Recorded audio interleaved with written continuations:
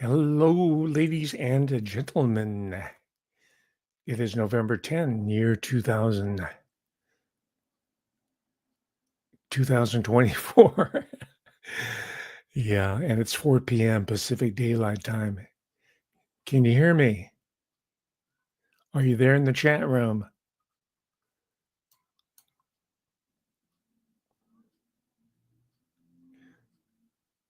Please let me know. Okay, I'm going to assume that we're okay. Thank you for the thumbs up. I wasn't sure. I'm not getting any feedback on my equipment here. But before we start, and most of you know by now that our group, it's more than a faction, it's majority of the American population, and I think much of the world was on our side. We emerged victorious in the recent presidential election, and now the hard work begins. And that's really going to be the focus of today's talk because we know who the bad guys are. That's pretty easy. In fact, Donald Trump has already said, Nikki Haley, no, no, no. See, Vivek Ramaswamy called her Dick Cheney in Spike Heels, something to that effect. And Donald Trump also said no to Mike Pompeo. So this is a really good start. But then we get into people such as Dr. Robert W. Malone, and the argument becomes a little bit more nuanced, becomes more subtle. And that's what I wanted to deal with today. We get lost in the nuance because we get diverted by personalities, big, giant, spectacular, dramatic issues, but we forget the subtleties and the ambiguities in human life. And as a result, certain individuals are allowed to scurry away free. I use the image of the rat line. They scurry free and go off and to start contaminating another food supply that you can never get rid of rats or mice. They're going to be with humanity and from now into the end of time. But you can control the rat population. And I'm using the rat line analogy because most of you know, people here in the chat room and the regular viewers of this show are advanced enough to know that the rat line alludes to the exfiltration of Third Reich intellectuals, the administrative people as well as military, and the scientific, the intellectual class, the exfiltration to places like the United States of America, but also to the Soviet Union. But we know about Operation Paperclip. I don't have to belabor that point. So there were these conduits, these pathways, these avenues that were set up. This is all part of the history that were set up by major institutions, including the Vatican, by the way, that helped set up these Third Reich criminals into new areas, not just in the U.S., but also throughout much of Latin America. That's one of the reasons why Latin American politics is just plagued with fascistic military strong leader type people. Those people trained at the feet of the Prussian nobility or the officer corps that settled there, and the intelligentsia, medical people. We all know about Dr. Mengele, right? So that's a rat line.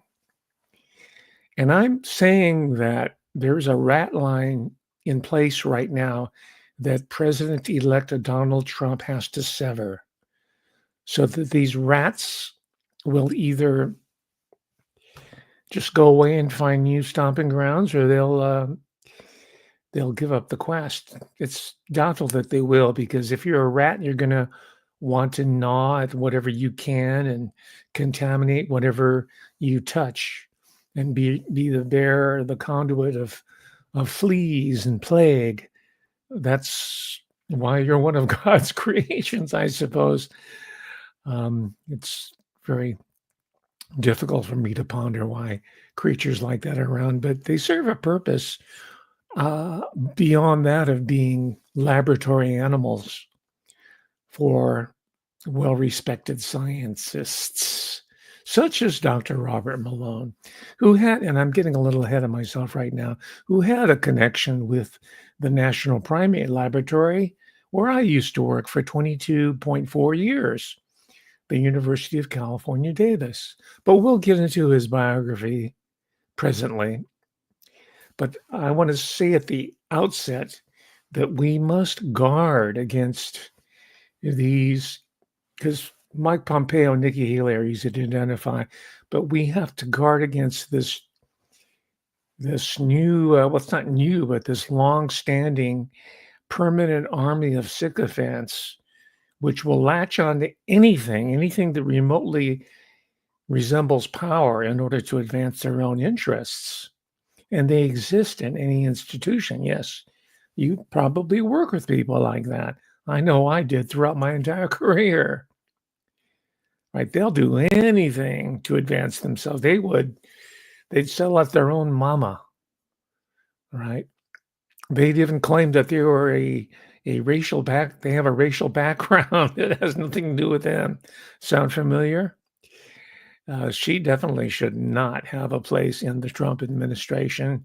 She has a law degree from UC Hastings School of Law, right? She has patrons. We know about Willie Brown, and she's pretty well connected. She's got her hubby, Dougie, right? And she's well connected with the gay mafia that runs California politics, all the way up to Gavin Newsom, right? So she's going to be okay. Right, but these other characters, we have to vet them. You and me. When I say we, I'm not talking about some commissar or expert within the Trump camp. I think that responsibility lies to a large degree with us, you and me. And that's what we're doing here. So, welcome to the vetting committee of the Trump administration. I hereby deputize ourselves. Oh, by the way, speaking of ourselves and me specifically, quite a long time ago, maybe it was about 2 years ago, 3 years ago, I was on a nationally syndicated radio and blog online program called Caravan to Midnight, hosted by my friend and colleague, John B. Wells. And I went on there and said, I want to be Secretary of Education. And my main objective will be to abolish the Department of Education by the end of my 4-year term, right? I'll furlough people and redeploy them in different areas that are crucial to the American governing system, but the Department of Education is going to go. But so I heard this recent announcement: Donald Trump is not taking a vacation. He's not out there playing golf down in Mar-a-Lago. He's going to abolish the Department of Education. So that's not just to talk about my psychic abilities. That's common sense that I was proposing. It's sort of tongue in cheek because I'm not connected well enough to be appointed Secretary of Education, although I would not turn down the offer, just like I think Alex Jones should accept the offer of being press secretary for at least 2 to 3 weeks, maybe a month, right? Because this whole process needs a cleansing. This whole system needs a cleansing. We need a good laugh at the expense of the enemy. And the time to attack them is right now while they're on their back heels. So the point is, it's not about my son. It's about imagining the future and imagining alternatives, right? They could be fanciful. They could be humorous. Because most of you have been watching my show, a lot of what I do is tongue in cheek. There's a lot of spoofing. I'm doing a lot of trolling. I do a lot of high context humor. And some of you haven't really figured that out yet. But that's okay. That's all right. Just stick around. You'll see. Some of you just kind of got upset when I started doing Ebonics, when Kamala Harris started emerging, and I did a talk on her 2 years ago because I knew that she was being set up for something special. So I went into my Ebonics persona, right? The yellow or the black yellow man or the yellow black man. And by the way, what's wrong with that? You know, the Beatles sang in American dialect, which largely is Southern and Black American, because they have big R&B appreciation. The Beatles sang like that throughout most of their career. Some of their tunes had a more distinctly English flavor, like Penny Lane and, well, you name it, the ones that pay homage to their roots in Liverpool, right? So why can't I speak that way? Because you want me to speak like Mr. Miyagi. That's why. So anyway, the point is that these modest proposals, and by the way, the essay that was titled A Modest Proposal by Jonathan Swift was a tongue-in-cheek essay. All right. So this type of japery, as it's called, or hijinks, is part of the American political tradition that I want to see return to center stage. So no more PC condescending lecturing by these so-called comedians, because most of those people are now retreads doing their own shows talking about that they are these conservative paragons, right? They are also the retreads that I'm talking about, along with Dr. Robert Malone, along with Brett Weinstein, along with, well, there's a whole ton of them, but there are going to be more and more of these people who are coming down the rat line and saying, hey, I was with you all along. Russell Brand. He's going to have you conveniently forget about the times that he partied with the diddler. Right? I saw the video of him on the plane with the diddler, the jet, the private jet of Dr. Sean John Combs. And I call him that facetiously because his honorary doctorate, as opposed to a doctorate that's earned like I did. I had to do it the hard way. I earned it. P. Diddy got a doctorate from Howard University. And that's the incubator of the black bourgeoisie. Who's been talking about the black bourgeoisie for the past 2 years? Who's been breaking down who is really in control of gangster rap and hip hop and the people behind P. Diddler? Me. Okay. So if this sounds like a little bit of a victory dance, a victory lap, then so be it. However, there are some of us within the group who put ourselves out years ago, not like these Johnny-come-latelys, like a Candace Owens, who, by the way, I'm going to have to devote a separate talk to her. It looks like she married some white Englishman who has a close connection to the intelligence community. So what's up with that? Okay, but she's emblematic of this whole outflow of rats coming down the line there, right? But some of us are not here to enjoy the celebration, so I would like to just take a few moments to recognize one such individual. His name is Robert David Steele Vivas. And this is one of his many, many books called Trump and the Deep State. And as it's stated here in the cover, he is a former U.S. Marine. He's a former CIA person, calls himself a spy. He was dedicated to service to his country. And I want this video to stay up, so I'm not going to talk about the circumstances of how Robert David Steele died. But he came out before this. He came out with a book, which is my introduction to him, a book on open source everything, right? And I think it's an important seminal book. This is something that members of the entire Trump administration or petitioners to join the administration should read, because it's a thoroughgoing analysis of what's wrong in government, is not just in the intelligence sector, but throughout the entire federal bureaucracy.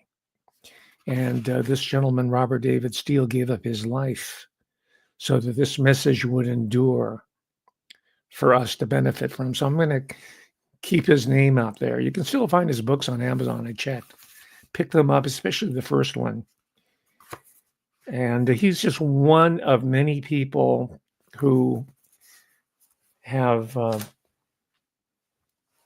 brought us to this point in 2024, late in the year, as we move into the inauguration. So let me turn specifically to the book that influenced this talk. And I have it right here. I'm able to buy these thanks to the generosity, the support of the people who donate to Patreon. You can click into that if you're interested. And you get a lot of bonus material. I think the people who are supporters there and receive my frequent material are quite happy with all the bonuses they get that are unavailable anywhere else. I save them especially for you. So this is called Psy-War, not an original title. Nothing here is an original except for the sections that are rewriting, or the CIA calls it sheep dipping, rewriting his professional and personal history. So my function today in this session is to read between the lines and unpack some of his assertions, most of which I agree with, by the way. See, that's the difficulty. That's why I talk about nuance. That's why I talk about going beyond just the obvious personalities. Oh, that's a bad globalist person. This is a good globalist person, right? The problem lies in the details and the nuances. And of course, the subtitle is Enforcing the New World Order. Now, for those of you who've been around for the past 30 years listening to Alex Jones, you know he's been there and he's done that. And what is he getting for his reward? He's going to be put out of business any day now. And I think it's the 13th of November, right? In addition to, you know the whole story, right? I don't have to rehearse it. Where someone like a Johnny-come-lately, like Robert Malone, publishes this. He did a book prior to this also. I think it was done with his wife as well, Jill G. Malone, PhD, called The Lies My Government Told Me. Okay, you got Alex Jones been doing this his entire professional career, and the plug is being pulled on him, but this guy's going to move forward using this term of the New World Order. And that's not going to go pass muster with me, because I've been studying this myself for decades now, and professionally, not just as an avocation, not just a hobby. I've written, lectured, and had endless hours of consultation with people who are in the fray. And I've been on these shows too, in figuring out ways to attack the New World Order, or at least circumvent it, so that we can gradually pull out its pillars, erode it. All right. It's going to be a gradual process. And by the way, in full disclosure, I was on Robert David Steele's show, I think at least twice, maybe 3 times, right? And I found him a very sympathetic mind. We not necessarily ideologically in agreement, but his suggestions, his observations were prescient, and they're relevant for today. All right. And he also came on my show, and infancy. He was generous enough to, he wasn't too big to come on a little fledgling channel called the Professor Hamamoto channel back when it was just starting out. All right. So these individuals, including Dr. Robert Malone, on the surface, completely rational. And as I stated, I find myself in agreement with most of what he's saying. But the problem lies with the assumptions that he wholeheartedly embraces without dealing with this. These are fundamental questions of human existence, human survival into the future that he blithely ignores while in the process of painting himself as a victim of the academic research and corporate funded research establishment of which he was a beneficiary. I think he reaped millions. We'd have to do an accounting, a forensic accounting of all the federal and corporate monies that Dr. Robert Malone et al. Received in doing his research.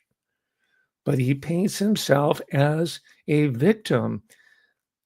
The only part of the victimage saga, the victimage story that I understand and acknowledge is that that's the way academia works. Welcome to the real world. That's the way with any that's the way it runs. That's the way it operates. You're thrown in with hyper aggressive, highly intelligent, trained, and very importantly, devious. They got a devious gene in there. They got a duper's delight genetic heritage, and that you put them into that circumstance with each other, and it's a battle royale. Someone's going to drop. And in this case, it was Malone. But he made out well enough that he was able to retire as a squire to the countryside within convenient location of Washington, D.C., I think it is. He's got a horse ranch. He breeds, I forgot the name of the breed, but it's only sold to royalty, to the nobility, because they're into breeding. They're into roses and hybridization, and they're into purities of different species. So it's perfect for him because his whole career was dedicated towards purification through biogenetics, more specifically through biowarfare, although he treads lightly in that connection. I'm sure he had a lot of funding that came from the DoD, if not directly, then by association, right? And that comes from his bloodline. His father, he talks about this himself. We'll see a little bit of video, or you can do it on your own. That save yourself some time here on this show here. He talks about his father being in the sciences. He talks about his father-in-law being part of these top-level research enterprises. So he's second generation. Maybe it goes in further back to the grandfather's generation. So these are people that did not just come out of anywhere and rose to the top through the quote unquote meritocracy. They are groomed. Not necessarily in the psychosensual sexual case, although I don't rule it out, but they're definitely groomed for these positions within the establishment. And he fits that profile, and so does his wife. And so does one of the authors that he name checks at the very last chapter of this book, because he reminisces how he even got interested in the sciences, and he wants to rewrite his origin story for public consumption, possibly so that he can get a low-level cabinet position within the Trump administration. And I will go on the record now here before you, and God is my witness, to oppose that. He, Dr. Robert Malone, must not be allowed to get into the corridors of power. He's had his day in the sun, and he is still very much invested in bioeugenic worldview. It's part of his heritage. It's part of his science training, which I will provide more details throughout this talk here. And there's a personal / professional connection that I share with him, and that he was at UC Davis as I was. I was there for over 22 years. So at some point, we must have crossed paths. But he was in a high profit research area, some of whom these people I knew and ran afoul of, who had connections with the U.S. primate lab, like not only Robert Malone, but also the hero of the moment, Elon Musk. Man, Elon Musk is having photo ops with President Trump and Vice President J.D. Vance. He's put on the same plane as him, Plane. Right. And he contributed over $1 million. Not contributed. He wants RTI, return on his investment. He contracted to over, I think, 1 point something million dollars to the UC Davis Simian Lab. I don't know how the money is distributed, but through the UC system, through his company Neuralink. And for those of you who are subscribing to my X account, which is now owned by Elon Musk, who everybody's in love with, present company excluded, right? He wants a carbon tax, by the way. He didn't get where he is by being a dope, right? Or being an altruist. All right. So there's all these different connections. He was there at the Simian Lab to do these proof of concept experiments on the monkeys.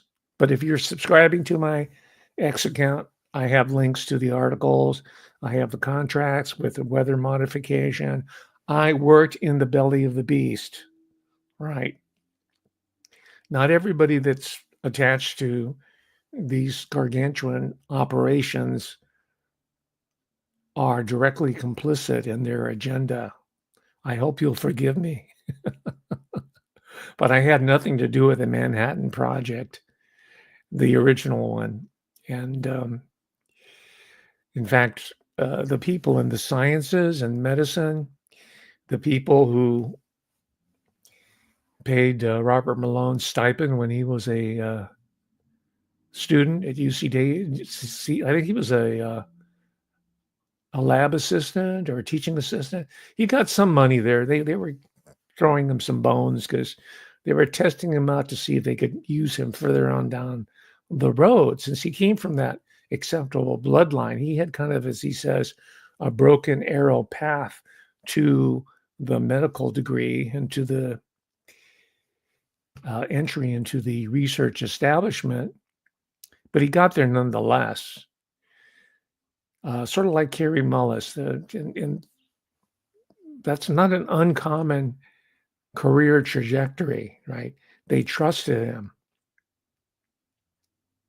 So we have that in common. We also have in common that, and if you don't mind me talking a little bit about my own career, there was there was a guy who had a close relationship with my department.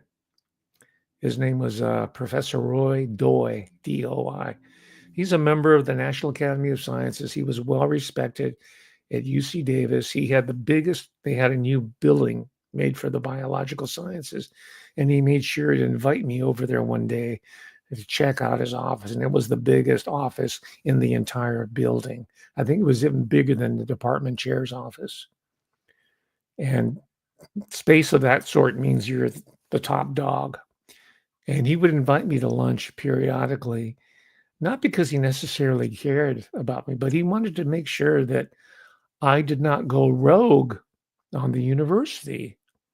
And despite his best effort, and he was a spy, in other words, he was a Nisei snitch, right? There's all this literature about how heroic these people were, the second generation. They went off to fight the war. They were the 442nd. They were in the military intelligence service. Yeah, great. There was heroism demonstrated by certain people, but there's a subset of those who were snitches, who ratted out their own people. And he was one of them because he was ratting out. That's why they sent him to me, because he's a co-ethnic. So I've been around enough to know when I'm being played, being groomed, being sort of conditioned. So I started looking into his research record because he sure knew about mine. And I found these articles that were quite incriminating that said that he had a close relationship doing these so-called AIDS-related research projects with the National Primate Laboratory at UC Davis. And so it finally dawned on me, this guy is part of this horde of yellow people who are complicit in building this bioeugenics infrastructure, of which Malone was one of the leaders until he got screwed out of his due credit as being one of the contributors to mRNA research. It's in the book here. There's a whole chapter about it. So he's hurting and smarting, and that's one of the reasons why he's more than miffed. He's getting his payback by going public with all his information. He's paying back all these other people who were just as ruthless and grasping and ambitious as Dr. Malone was in trying to win the Nobel Prize. But he got elbowed out.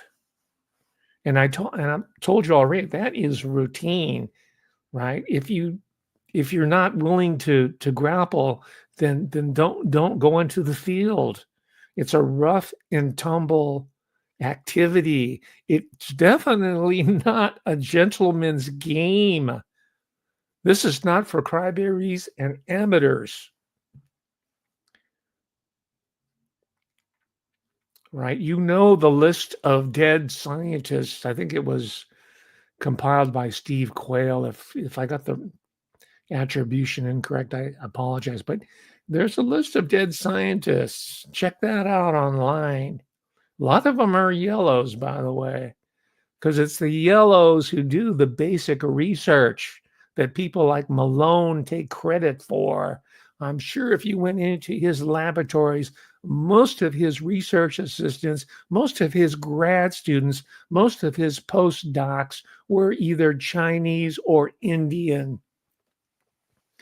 That's also part of the agreement when you go into these research institutions. You'll rarely have a yellow person who is ahead of it, right?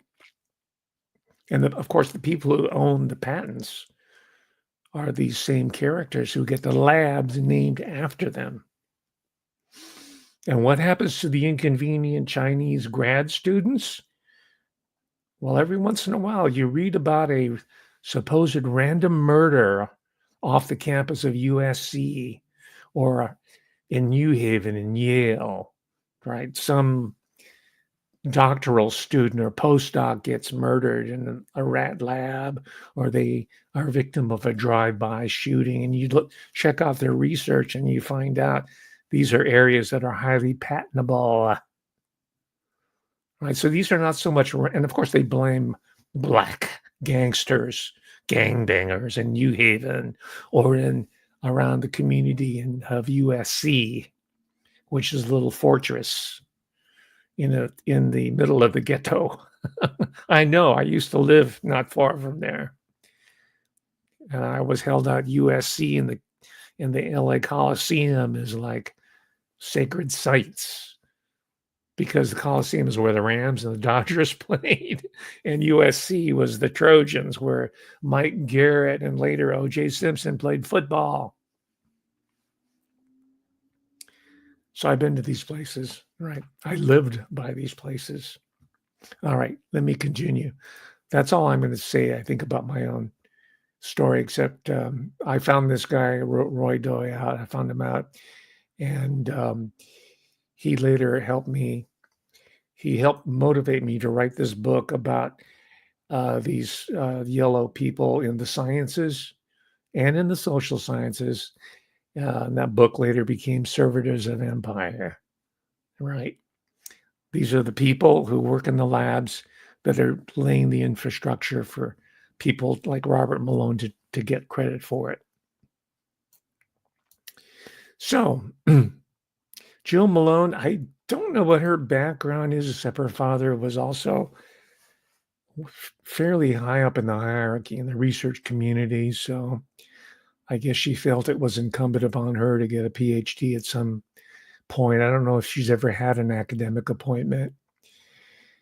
And I mentioned her doctoral work because most of the work on the so-called Psy-War and New World Order is graduate level material that she would have known, she would have learned in the sociology department or history or whatever. Maybe she got a PhD in leadership or some other bullshit area. But that's how I'm seeing this book. I know this literature. I studied it. I've been studying it for decades. I was trained on it. So the people who are reading this from Whitehorse, what is it, Skyhorse Publishing, who are reading this think, wow, this is like path-breaking material. But these are also the same people who think that Annie Jacobsen is a path-breaking researcher. These are the people who say, oh, yeah, Whitney Webb, she's broken it down. She's got the Rosetta Stone on the whole national. This material, by anybody who is professionally involved in these issues of assassination, of surveillance, of the national security state, this is all whole old hat. The different wrinkle, as I've said before, is that Malone inserts himself into this saga and is laying claim to Psy-War and New World Order insights, whereas people like Alex Jones, who are paying the price for their pioneering work, who deserve the credit. Him and the thinkers that, the numerous thinkers that he relied upon and had on his show, including myself, by the way, who helped to condition or recondition the ideological environment to people like Brett Weinstein and Jordan Peterson, the Prozac head. I'm sorry he had a psychiatric episode, but I think anybody could call that from a long ways off. These are the guys that are trying to claim credit for it. So let's give credit to Robert David Steele and Alex Jones. He's still with us, of course. And I know people go, "Oh yeah, he's a limited hangout, or he's a Israeli asset." Blah blah blah. He's family work for the CIA. Blah blah blah. Woof woof. People are just sitting on the sidelines, and you think this is entertainment. Right, you think, "Oh, nothing's gonna change anyway. Yeah, all the information we put, nothing's gonna happen." I have these people telling me all this time, well, guess what? Donald Trump got elected. He got elected because ideas do matter. My channel matters.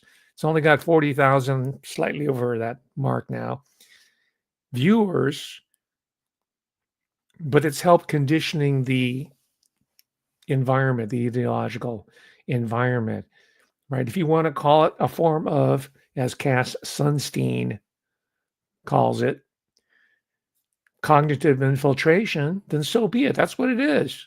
Because infiltration works both ways. If they can cognitively infiltrate our world through Yahoo, through butt Facebook, through Twitters, through X, so-called socials, then we can infiltrate the larger environment, the media environment. I'm doing it right now.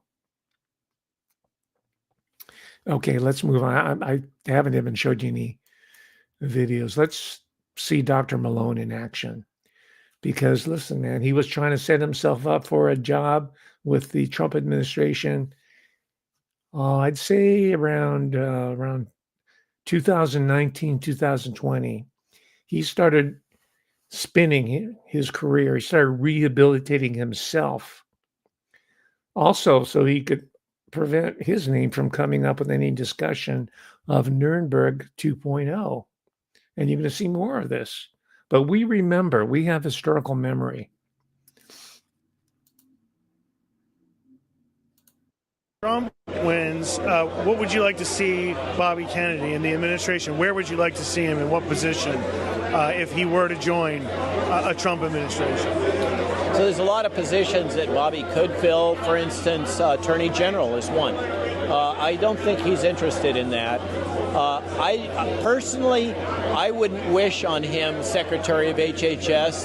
That's a horrible job. You got responsibility for Medicare, Medicaid, all these federal programs. It just goes on and on and on. You know, NIH, CDC, those are only part of it. Personally, I think Bobby could be most effective if he was empowered as a czar, which, by the way, doesn't require Senate approval. I think that putting Bobby in a position of a strike force as a czar to root out federal corruption, particularly in the healthcare industry and HHS, might be a better path for him than having a formal Senate-approved appointment, because they're going to rake him over the coals and they're going to force him to make compromises that he doesn't want to make. And I fear that if he comes into the bureaucracy, they're just going to destroy him. They're going to eat him for lunch. That people don't recognize how wicked D.C. culture is. D.C. has nothing to do with mainstream America. It has nothing to do with the flyover states. It's a very different culture here. It's avaricious. It is grasping. It's all about power and money and what can I get for me.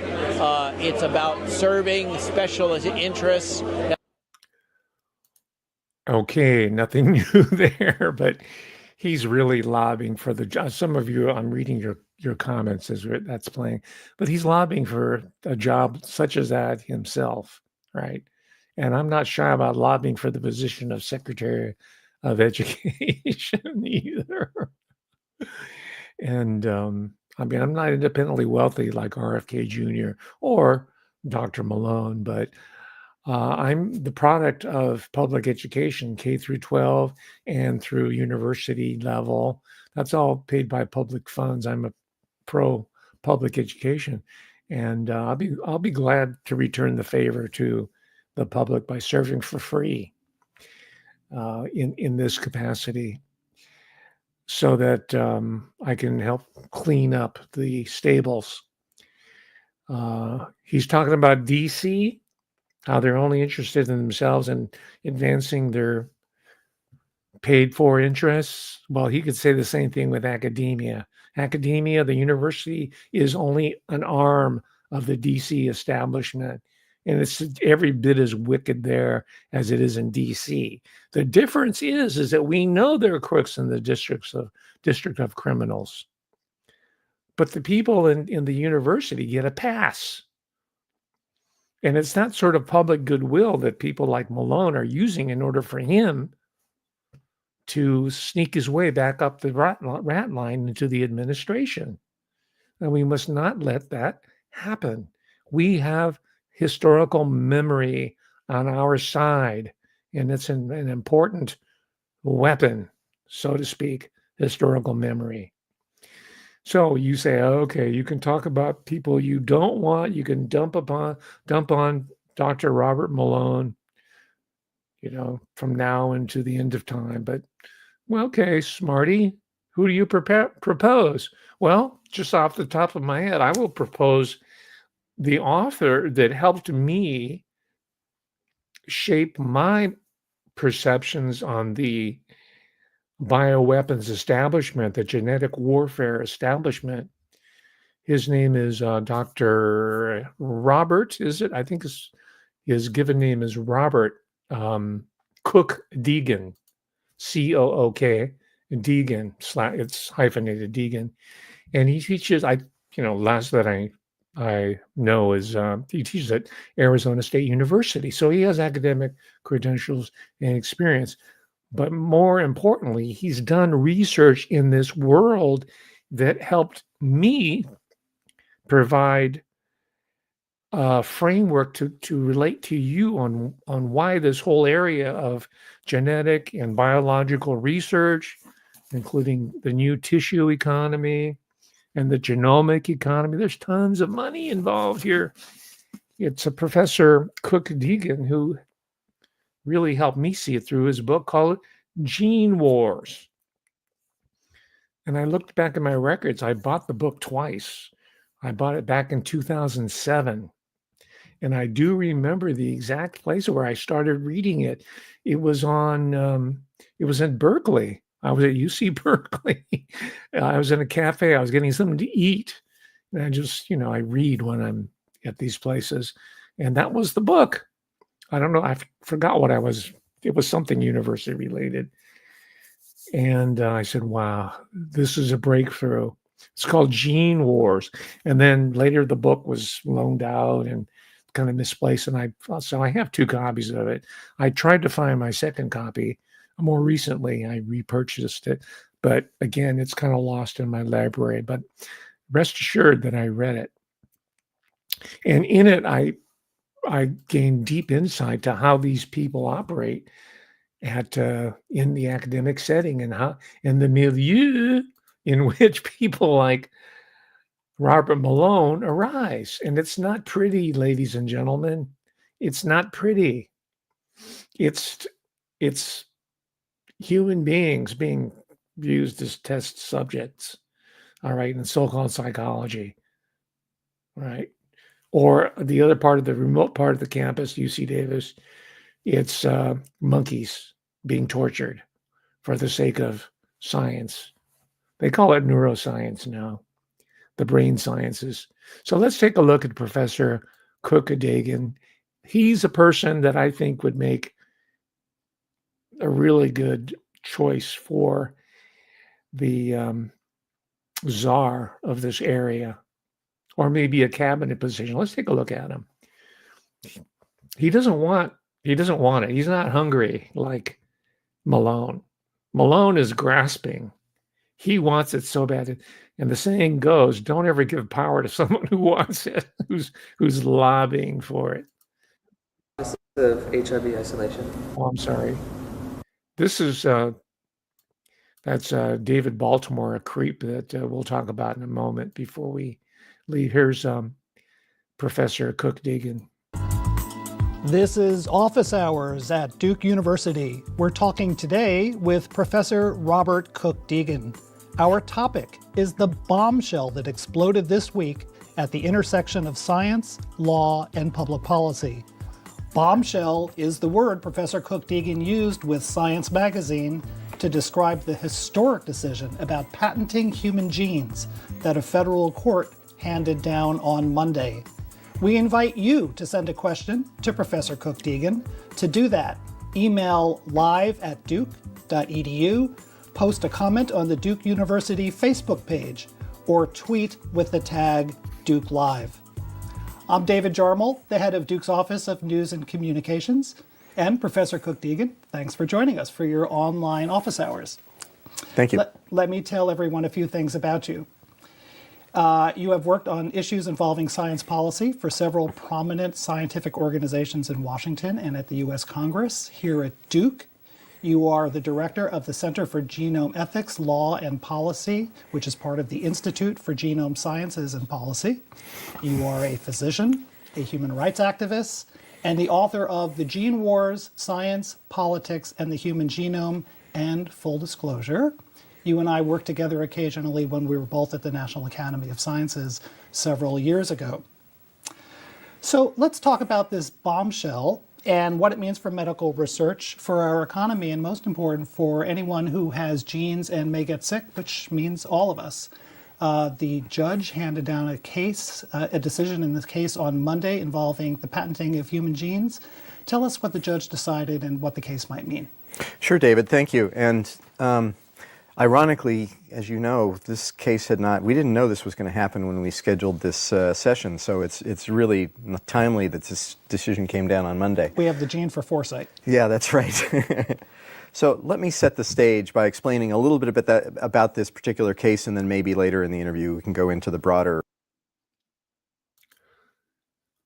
Okay, it starts to nerd out a bit, but you get the idea. Cook Dagan is Dr. Cook Dagan. I guess he's an MD. He's a physician. I thought he was a PhD.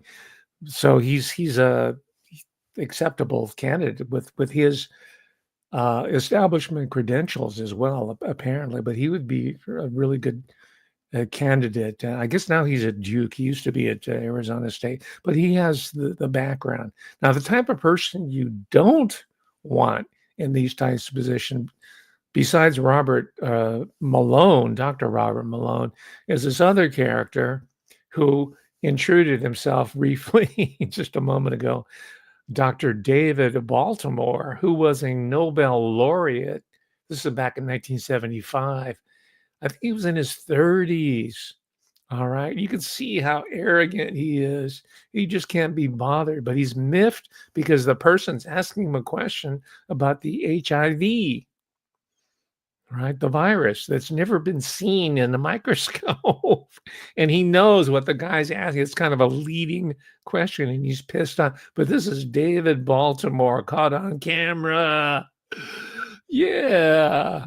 And by the way, this is a typical characterological type you will see in the hard sciences, right? But you'll also see them in the social sciences.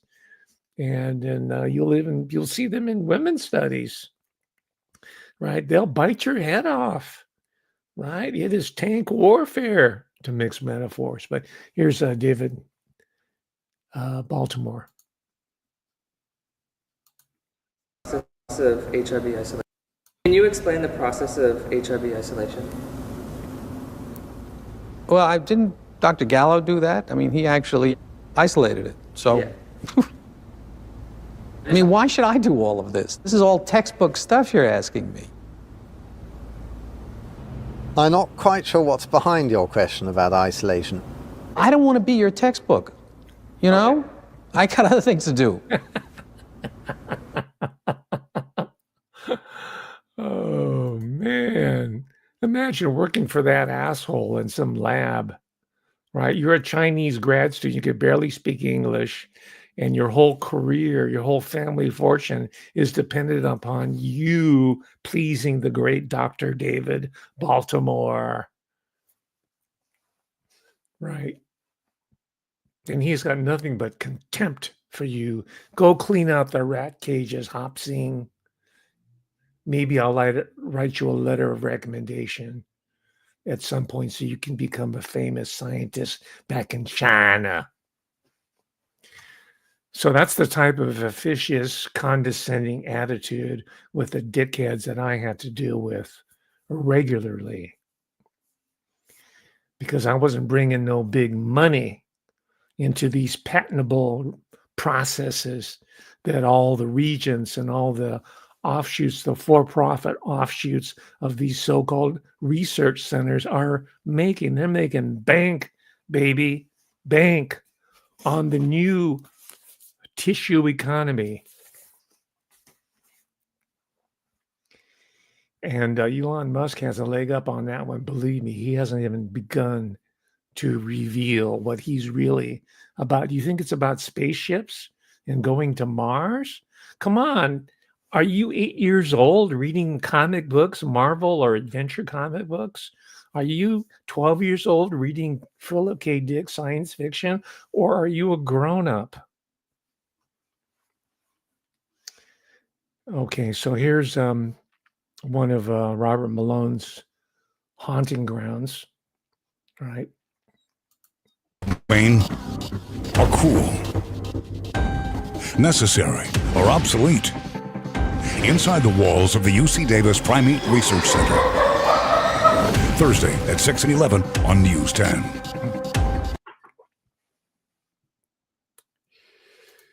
Yeah, that's a local ABC affiliate. I've been on that channel as well. They've interviewed me, and of course, UC Davis has all universities do, has a media spy office. It's right next. It used to be right next to the chancellor's office, media relations.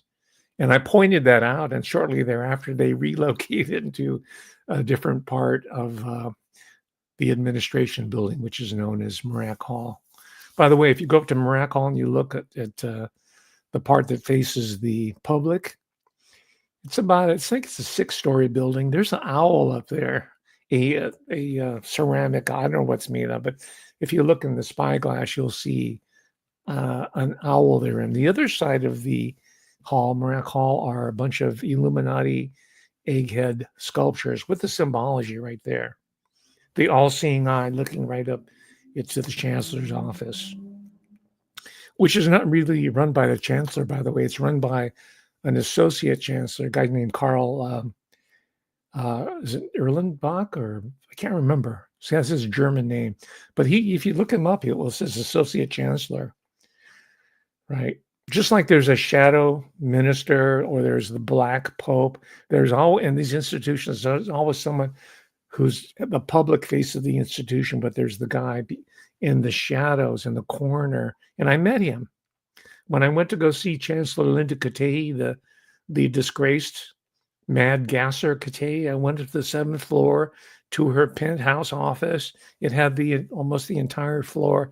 And this guy, Carl, spelled with a K, by the way, he's a townie. He's a local guy. He's part of the network in Davisville. He's got his degrees there. He's part of some bloodline. But he was sitting in the corner there. He's the associate chancellor. I'm just telling you this because this is what the type of information that we will need in order to root out these characters who are devising everything from so-called diversity, inclusion, transgenderism to recombinant DNA that Devo was warning us against, right? These are to the Manhattan Project. You have to understand the culture. This is part of the cultural forensics. And I'm in a unique position to have experienced it and bring back that information to the larger public. This is why TubeView has shadow banned most of my programs in the past 3 years. Okay. So that's the Simeon lab, and I haven't been in it. Access is closely controlled, but it's not on the map. I had to walk around, and I eventually found it on foot by walking, just touring. It's a huge campus because the whole campus is a giant agricultural, including animals, by the way, not just plant life, experimental factory, laboratory. And it's heavily funded by all the bad boys, Monsanto, Bayer, or Bio, or Bayer, right? People like that. It's where the big bucks are coming from, right? But no one pays it any attention. It's just a joke in Birdie, which is, I don't want to go to UC Davis. It's an egg school. I'm going to go to Columbia. Remember that scene? Then she jumps out of the car while her mother's driving her because she wants her to, they're middle class and they can't afford to send them to a private school. So they say, why don't you go to Davis? It's right outside Sacramento. Birdie says, no, it's an egg school. Well, the point is that's where all the action is. As I've said time and time again. And Malone echoes that statement independently of me. He said, it's kind of in the boonies. It's kind of off the mainstream. But it's not really. It has the space in order to do these types of experiments that are going to, the results of which are going to be used to enslave humanity and to poison it and to reap huge profits in the process of doing so. Now, again, they're all for every push, there's pushback, right? For every Malone who's lobbying for a position in the Trump administration, there's people who are worth considering for the position. People like Professor Cook Deegan. It's the same way with the activists. Here's a couple of them at UC Davis. Am I picking on them? No, it's just because that's the institution that I know the best. And I made it my life's work in part from reading Professor Cook Deegan's analysis of the whole health and science policy industry, especially as it plays out in the university. That's my world. And the subset of that was the involvement of a yellow intellectual labor. I call it Operation Rice Paperclip, where they brought tons of Chinese and Indians in to rejuvenate the dwindling intellectual stock at the university, so people like Malone and David Baltimore can use them as coolie labor to aggrandize themselves and set them up for a future possible Nobel Prize. So here we go. Activism on campus. Lots of collaborators at Wisconsin and lots of folks around the country that are involved. So thank you for your attention, and I'd be happy to answer any questions.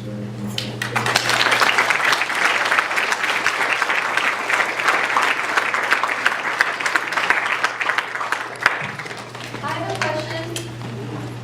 Why are we still condoning? I didn't actually follow you yet. So why are we still condoning the torture and killing of baby primates? Why is this still accepted and carried out by Dr. Kalin when so many other psychologists deem maternal deprivation and Dr. Harlow's barbaric practices fully unethical? These experiments prove monkeys feel love, yet Dr. Kalin deprives them of these exact emotions. More babies will die this year because of Dr. Kalin's cruel experiments. They'll join the hundreds from the past 25 years that are already dead. Okay, when is enough enough? Whether you remove a baby from their mother at birth or after 6 months, it's wrong. When is enough enough? Stop maternal deprivation. Yes, I'm very much like to ask a question, and the question is, I have obviously a person with autism. It has been said that the needs of humanity. You can see where that's going. These are the true merry pranksters of the academic world, right? So I think we've come to the end of the hour, so I'll wrap it up here. I should mention that Malone comes out of Santa Barbara. Both him and his wife, they were high school sweethearts, according to him. And Santa Barbara, I'm just telling you this because check out an earlier talk I gave on Santa Barbara. This is where the globalists have moved to the end of the American continent on the Pacific. This is where Oprah Winfrey lives. This is where Ellen DeGeneres lives, along with Portia de Rossi. I think they're kind of on Splitsville. I'm not sure. And Rob West Wing Lowe lives out there. Right. That's just a few. Oh, of course, the British royal couple live in Montecito, which is in Santa Barbara County. And importantly, back in 1959, an institute, it's called the Center for the Study of Democratic Institutions, was founded back in 59 by Robert M. stands for Maynard Hutchins. Here's the book that tells the whole history of it. And it's really an intelligence operation about this whole Huxleyan, Aldous and family, Huxleyan vision of the new Anglo-American bio-empire. Right? That is the long-term vision. And in order to think these programs through, they established the Center for the Study of democratic institutions, which I learned about as an undergraduate back in the 70s, 1972, something like that, because they have any number of papers, occasional papers, white papers, as they're called, on various topics that's facing the so-called free society. But it's what's turned to a biotechnical dictatorship that they were setting up using Santa Barbara as its power base, its geographic location. And there used to be a mission there. All these Santa Barbara, Santa Cruz, San Diego, Los Angeles, Sacramento. These are all part of the original Catholic missionaries that were set up there. So they're built on this principle of Jesuitical education. That's another talk altogether, because now that the fake black person has been repudiated for president of the United States, I'm talking about Debbie Harris. They're going to try a Latino. And this Latino or Latina or Latinx, as they call, because remember, I'm way ahead of the game. Kamala Harris, you can laugh about it all you want now, but we got to move on. We got to start looking at the Latinas and the Latinos and the Latinx.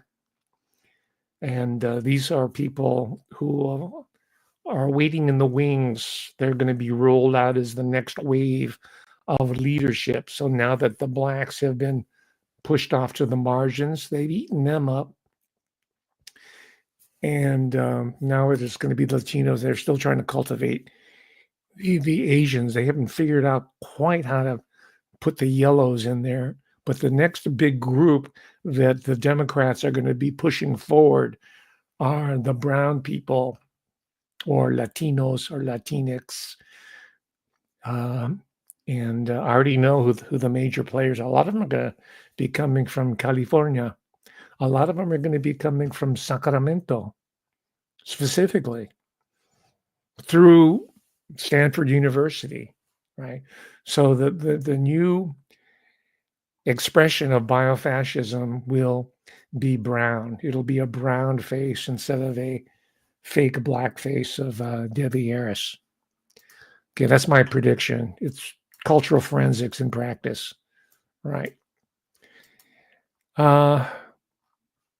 Yeah, I could talk a little bit about Santa Barbara, but now that I remember thinking back, I've done many talks on Santa Barbara, on Santa Cruz, all these places that had the Spanish missions.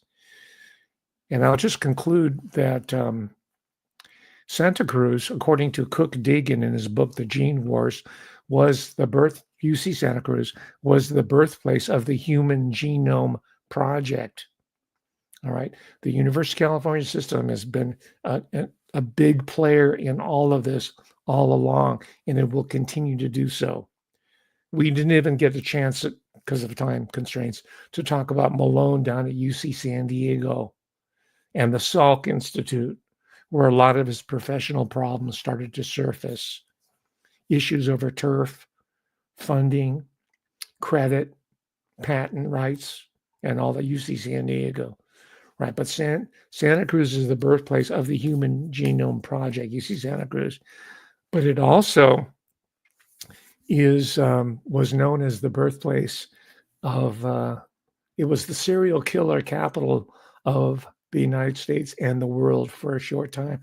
They were coming out of that whole area. And I've given a talk about that conjunction.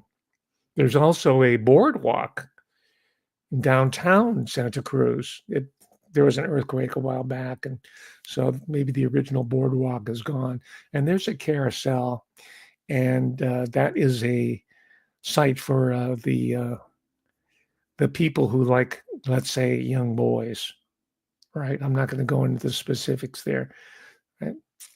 So it all feeds into the same larger system that we're dealing with here. I'm only giving you one piece of it, and I've done it through the lens of a guy who's doing his best to sheep dip his professional career while setting himself up for the next phase for him and his wife, right? This is a generational power system that they are attempting to move forward. And we have to prevent this from happening. And we have an opportunity for the first time in a long while with the Trump administration to, if not prevent it, to forestall it, right?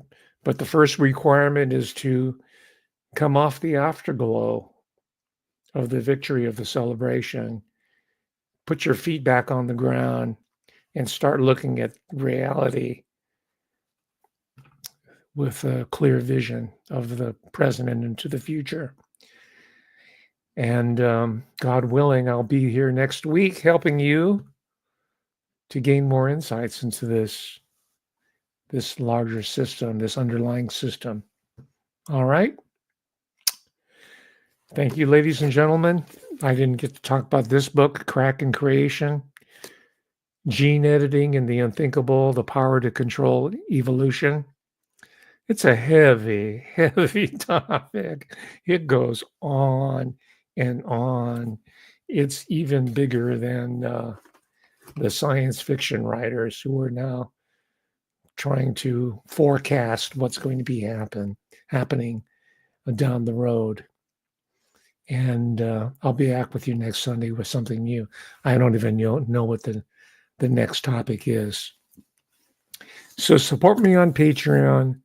Buy this important book, add it to your library, read the arguments. There's no index in it.